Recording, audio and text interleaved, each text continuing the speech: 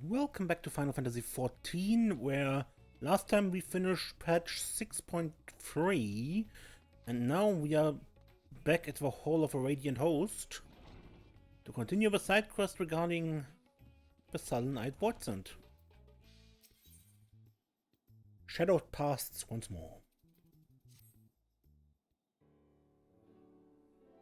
If it isn't Mistress Desiree, since last we spoke, I've continued keeping an eye on the Voidsent. While the creatures have given me no reason to believe that they pose a danger, the rest of them remain at large. My fellows and I have yet to come by any eyewitness information, but the forms being what they are, they cannot have gotten far. Of course, it would make our search easier if they were likewise drawn to the town. My other selves have been telling me about their adventures. Truly, your world is a fascinating place. There's nothing like exploring a new city. You've seen a lot of this world, have you not? I wish to do the same and travel to all sorts of places. Once I found the rest of me, that is, it would be unthinkable to leave even a sliver of myself out of the experience. This sensation, could it be?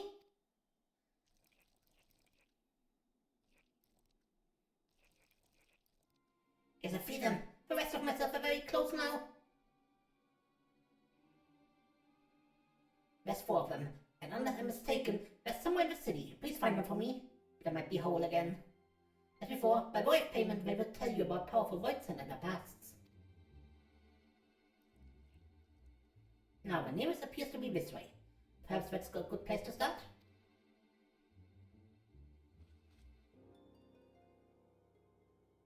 They have found a trace of the other selves? The rest of its fellows have appeared in the city, and you'd best track them down. Judging by the direction, I expect the nearest one is in Dharma. I'll leave the creatures in your capable hands.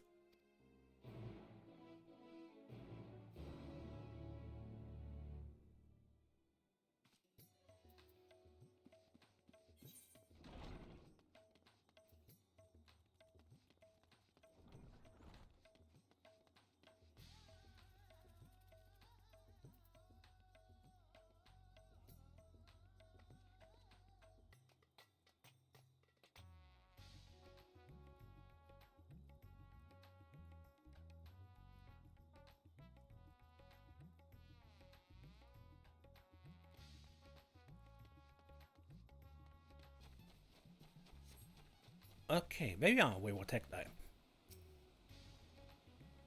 Hey, your other selves are looking for you. I've been looking for me, you see. Sorry for the trouble. Found a place with beautiful water and thought I'd have a relic, but ended up being washed away. I tried to get back upstream, swimming against the flow, and had managed to come this far when you appeared. After all that effort, I'd like nothing more than to reunite with my other selves. But if you've been promised a tale, then you shall have one.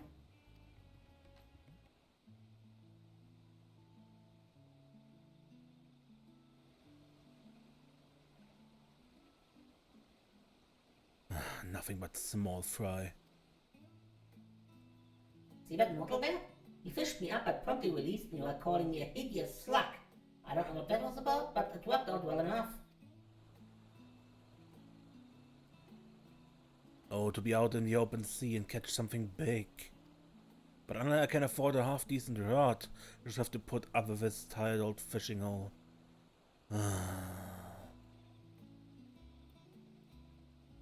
I know the feeling well. The desire to chase off a big fish. I used to be a fisherman too, you see. Together with my brother. But the Contra Memoria wreaked havoc on the ocean's aether, and nary any fish remained to be caught. Each morning would wake up not knowing whether we'd have food to fill our bellies.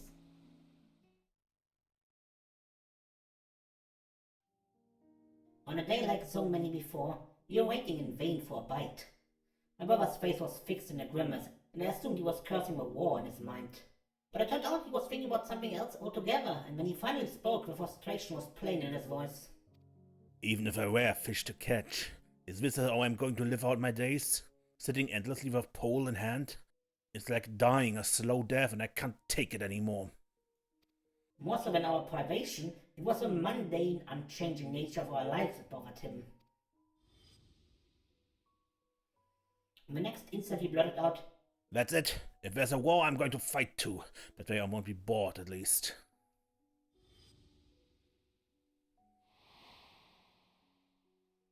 Just like that, he threw aside his rod and set off, right into the thick of a conflict.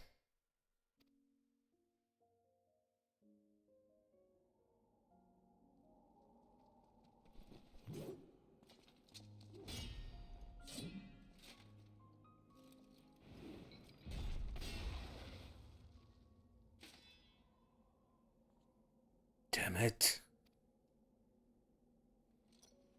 It's over.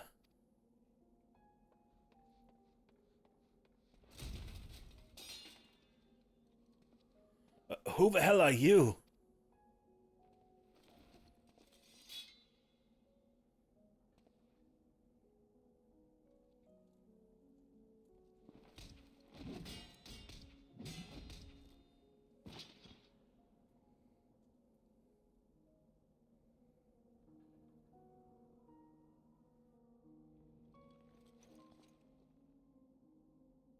Whoever you are, I'm your adept. Having exhausted my powers, I was all but defeated, but now none remain to oppose me here. Perhaps you would consider serving me? You would be well rewarded, of course. I could grant you riches, castles.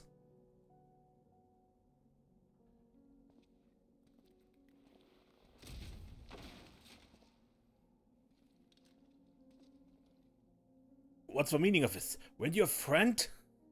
Friend? I'm just after some excitement, so come on, give it to me.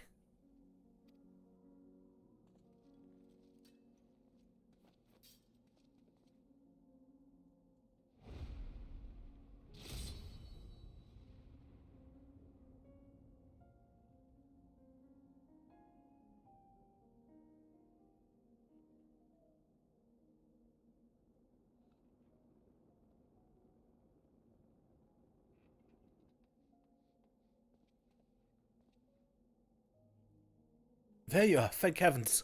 What were you thinking, taking on my memorias with your bare fists? However strong you may be, you're lucky to be alive. Alive.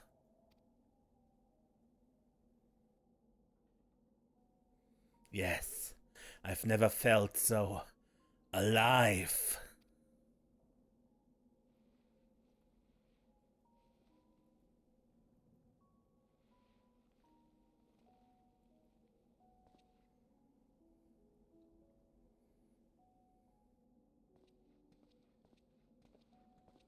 Where are you going?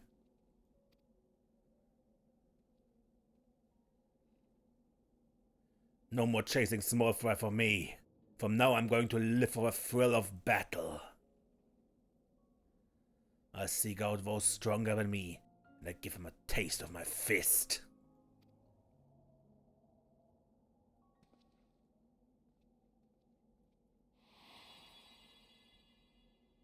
Never have I felt so alive as I did, risking life and limb, he said as he strode away, never to return.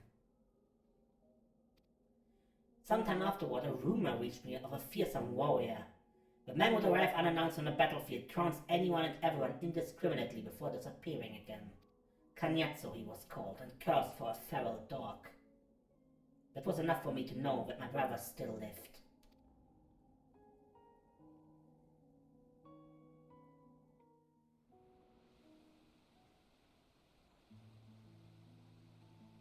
It was only when I became a voidsman that I came to understand my brother, to understand the emptiness he felt in his mundane life. It inspired me to want to break free from my own unchanging existence, and instilled in me a longing for this world. And for all his quirks, he was a good and kind brother, always looking out for me and helping me with my fishing. Like everyone, he must have turned into a voidsent. If he had a chance to come here, I believe he would have found a purpose in life, a proper one.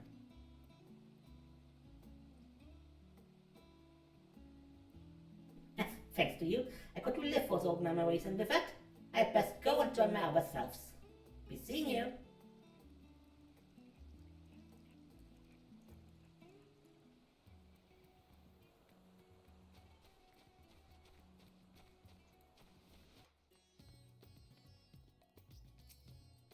Huh? What business does a mortal have with me? Your other selves are looking for you. So the rest of me is safe? Thank goodness! It was worth risking myself to let the others escape. No sooner we arrived in this world, we were attacked by fearsome creatures of stone. I drew their attention after scrambling hither and yon, managed to get myself to safety. But to so jealously guard treasure, you mortals must truly be fond of it. Lo, there's another place for storing it right here.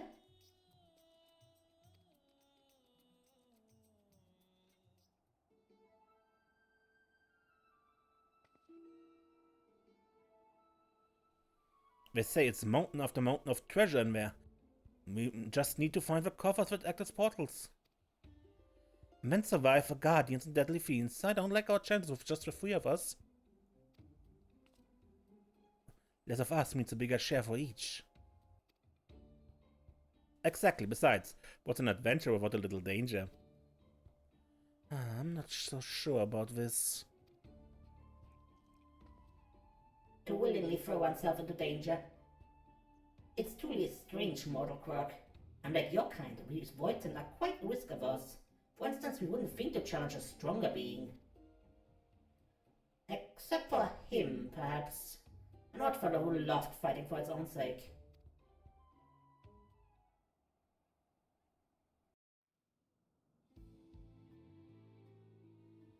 His name was Cagnazzo, and there was nothing he feared in his domain. Employing deception, he trapped his foes and drowned them in the bottomless mire. He mattered not how strong they were, all fell before them. Yet despite his victories, he never felt truly satisfied. And through a chance meeting, he would learn the reason why.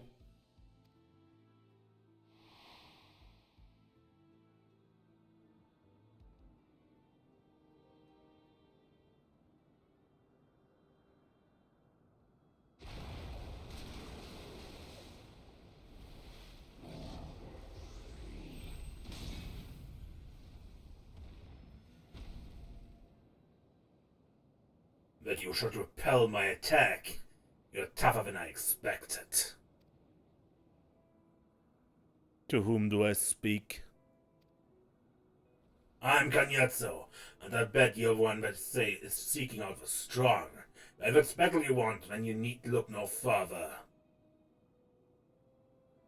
Lest you misunderstand, I do not desire a fruitless battle.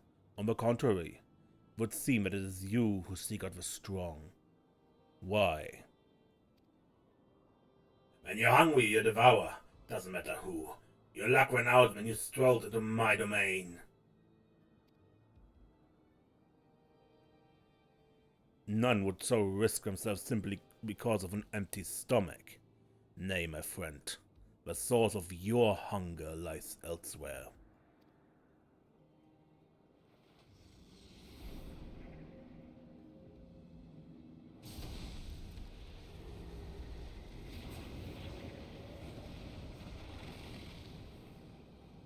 What is this ether? So pure and sublime. There's so much of it, I'm ripe to burst, and yet I still don't feel satisfied. Do you see? 'Tis not for ether that you thirst, but battle. You'll not quench this thirst with stagnant swamp water. Nay, naught save that of a raging torrent will sate you.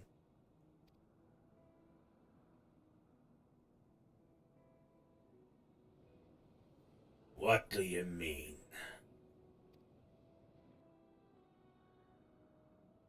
There's no joy to be had in ensnaring your quarry. For victory to have savor, you must place yourself in the midst of danger. If you join me, I shall see to it you never want for dread foes to grant you satisfaction. What say you? Why do I fear so if you remembered something important? Whoever you are, I would know more.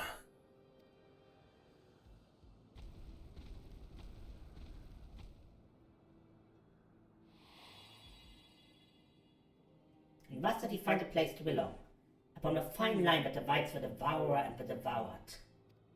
If he could do battle with just one worthy foe, he told himself, he could go to his rest forever satisfied. From that day forth, Kainetsu tirelessly sought out those who might be able to best him, each time hoping for bliss, but knowing that, like as not, disappointment ultimately awaited.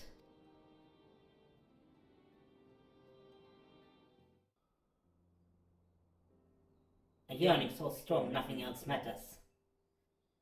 Do you have such a thing driving you too, mortal? Looking back, it was extremely reckless of me to come to this world, but it has been worth every bit of danger and more. I can't wait to share my experiences with myself. I'll be on my way now. Thanks for coming to find me.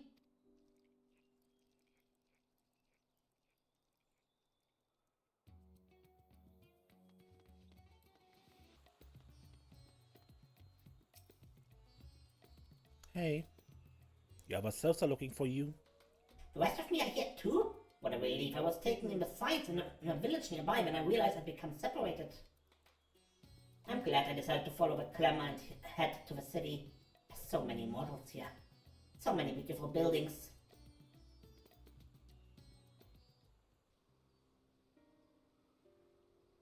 Father, what is this building?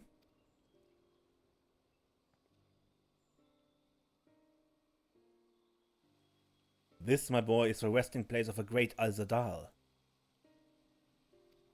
Centuries ago, he journeyed here from the mainland and helped to end the war between the Matanga tribes, an act which laid the foundation for the nation of Razatan.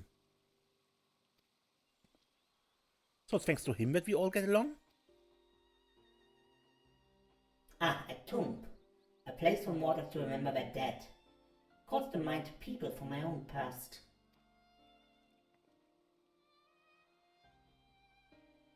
Remember who died in the Contra Memoria, and the ones who laid her to rest.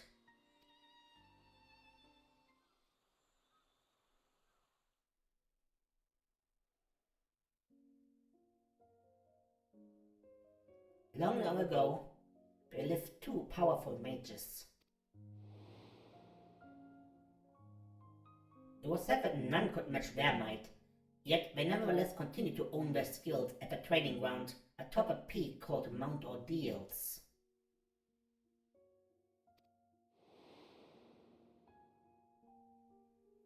One day, fell fiends began attacking villagers unprovoked. Upon hearing the grim tidings, the mages came to a resolution. Through years of training, we have mastered our flames. 'Tis time for us to employ them for the salvation of the world. So it was that the pair descended the mountain and set about vanquishing the fiend.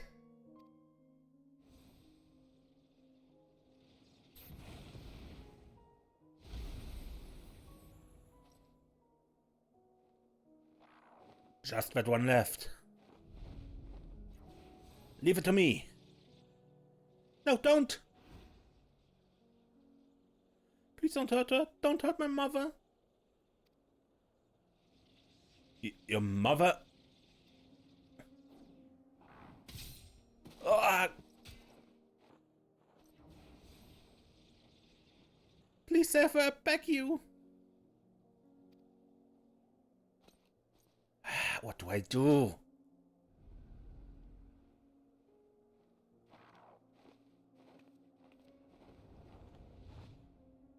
It seems I have no choice.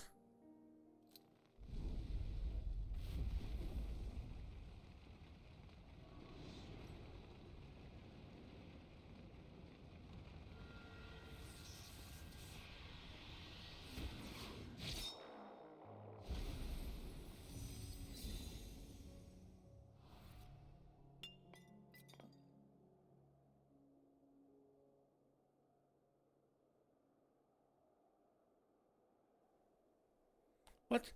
She turned into a crystal?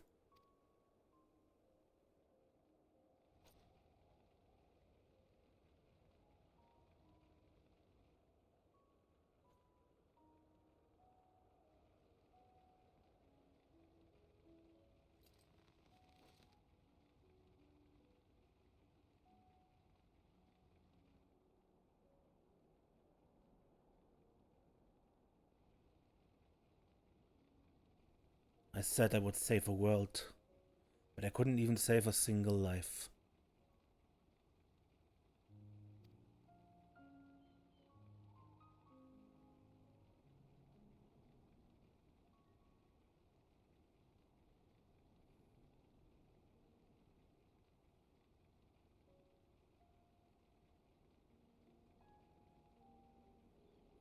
My flames were meant to be like the sun. They were meant to protect, to keep warm and light the way. And yet... And yet...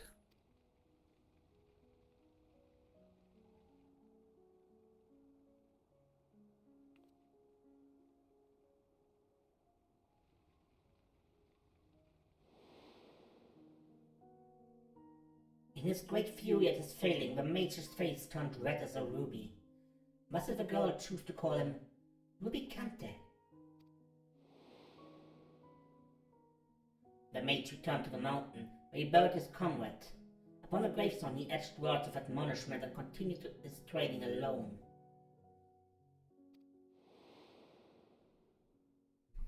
One day, when visiting his comrade's grave, he found a familiar crystal that had been left there. Its presence lifted a great weight off his chest. Without words, it told him that the girl was grateful for what he did. That day he regained something he had lost, and ascended the mountain once more. He embarked upon a journey, determined to use his powers for good.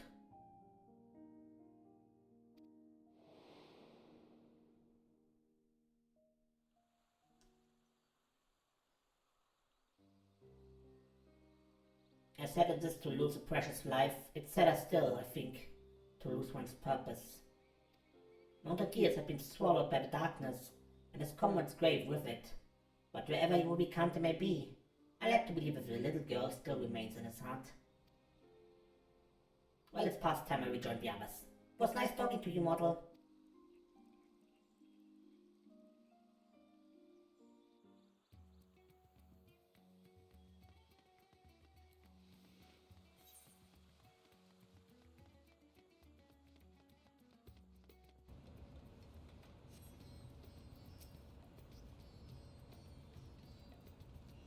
What? I'm calling me, you say. I can appreciate my separation anxiety, but I answer to no one, not even myself. I'm my own master. I do what I like when I like. I will rejoin the others at my own leisurely pace.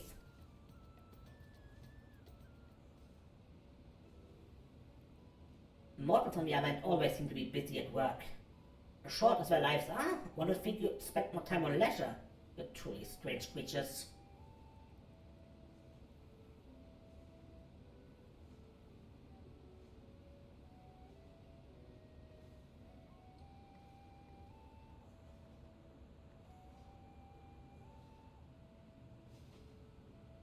Still burning strong, just like the start of the experiment.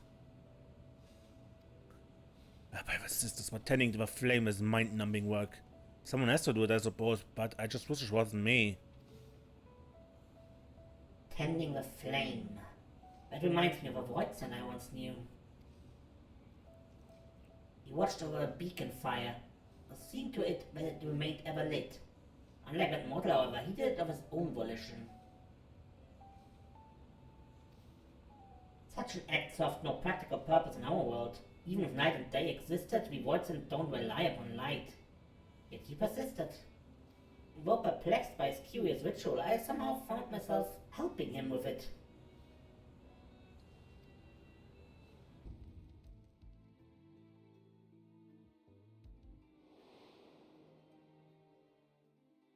Ruby Cante was his name, and he went about his task dutifully. Others mocked him for his meaningless act. But it must have had some manner of meaning to him, and so, when I chanced to find the beacon gathered out, I made certain to let him know.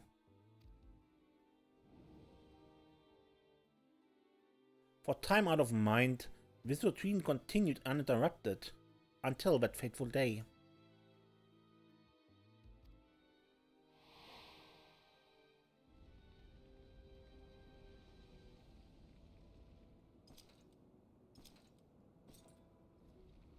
I see flames dancing in the distance.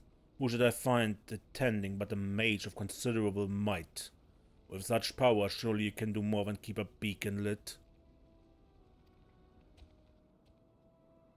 My flames sought not to smite others, nor sate my hunger. Then what purpose do they serve?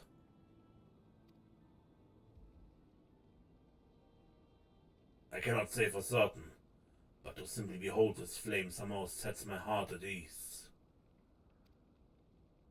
I see. It would seem you lack the power to comprehend this feeling engraved upon your soul. But such a lack is readily rectified.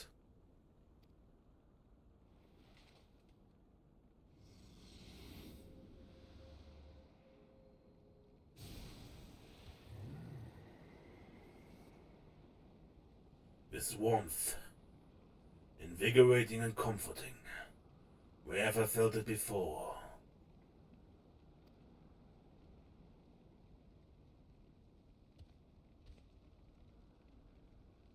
Of course, the sun, that which once shone its light upon creation.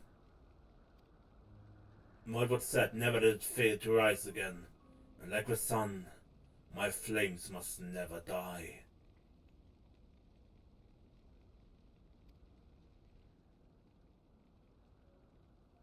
So that's the way of it. Through your flames you sought to recreate the sun's journey. To recreate the world as it was before. Who are you, who could unearth memories buried in the deepest recesses of my heart?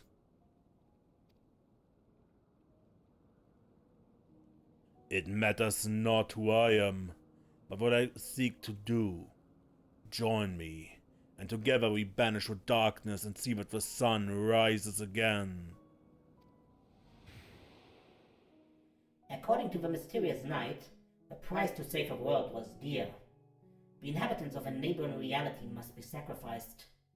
To which Rubicante replied, I have sworn to use my power to save the world. If innocent souls must be consumed by my flames, then I shall bear the responsibility for my sin. thus did he choose his path of his own volition, and his spirit lives on in me as an undying flame.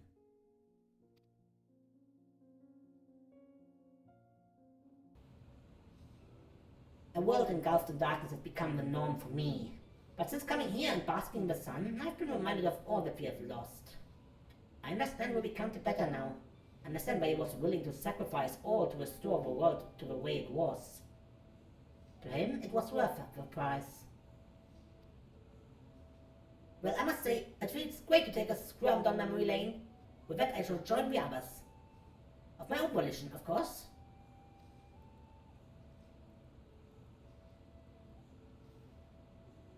You found the last of the Void Scent. Time to head back to the Hall of the Radiant Host.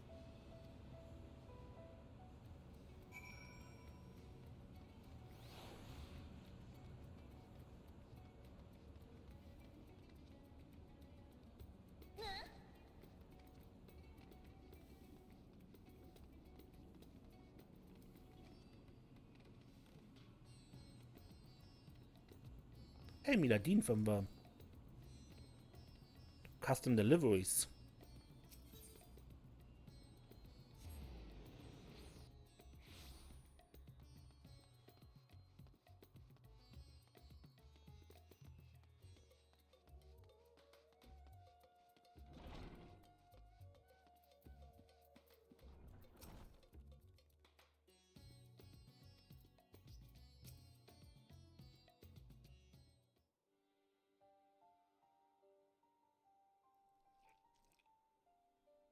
You did it, you found all of me.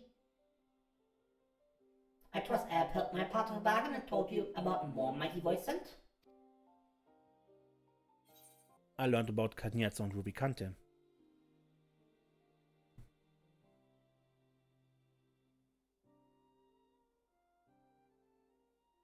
So you already crossed paths with them.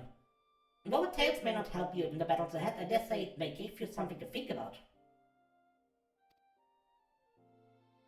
As mortals, then void scent, then archfiends, these troubled souls fought with all their being, and now their fight is over.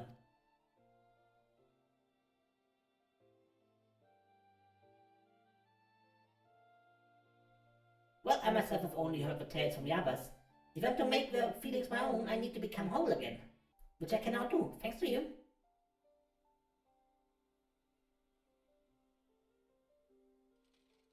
So all of them are accounted for. And by all means, let them have returned the way they were. Let them return to the way they were.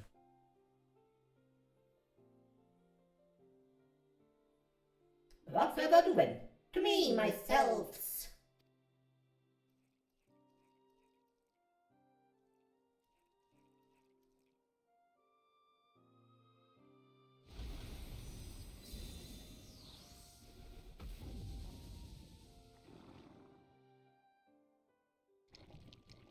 At last, I'm whole again.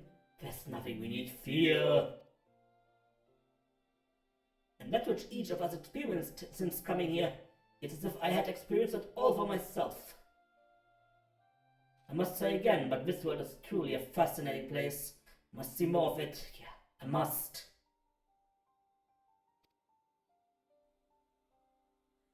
I'm not sure what I was expecting, but now that it's whole, I can't help but feel that it's more of a danger. Yet with the undersea portal destroyed, there's no way to return whence it came. Whatever shall we do now? What's this I see? Oh, it's Voidsent. There's a few of them in that direction. More of my brethren made it over, it seems. Curious though. This is much farther than I can usually perceive. Can only assume my vision has improved? Could this be the accumulative effect of our experiences here?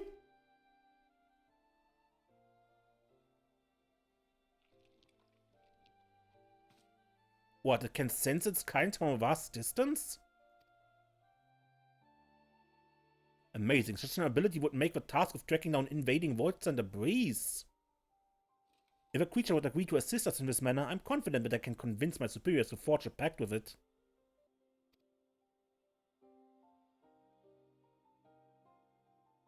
Oh, if it means I can remain in this world, then I'd gladly agree to that arrangement. I can't say how much I'm indebted to you, mortal. I'll find a way to communicate with your kind and make myself useful. Thank you for everything.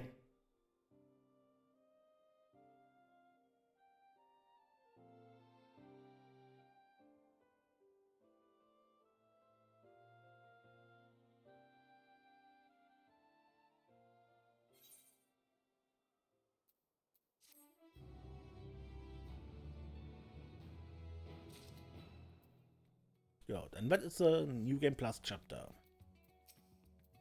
I will be on my best behavior until I forge the pact. It's nothing short of a dream come true to be in this world, and do whatever is required to remain. With regards to communication, as a creature appears to understand our words, I believe I shall begin by teaching it letters. With some effort, I'm confident we'll be conversing along. Alright. But that seems to be all for that questline, at least so far, maybe? Later there comes something new, I don't know. But for now it's finished. Good. And with that I say until next time, when we play more Final Fantasy XIV, I'm Ace and don't get lost.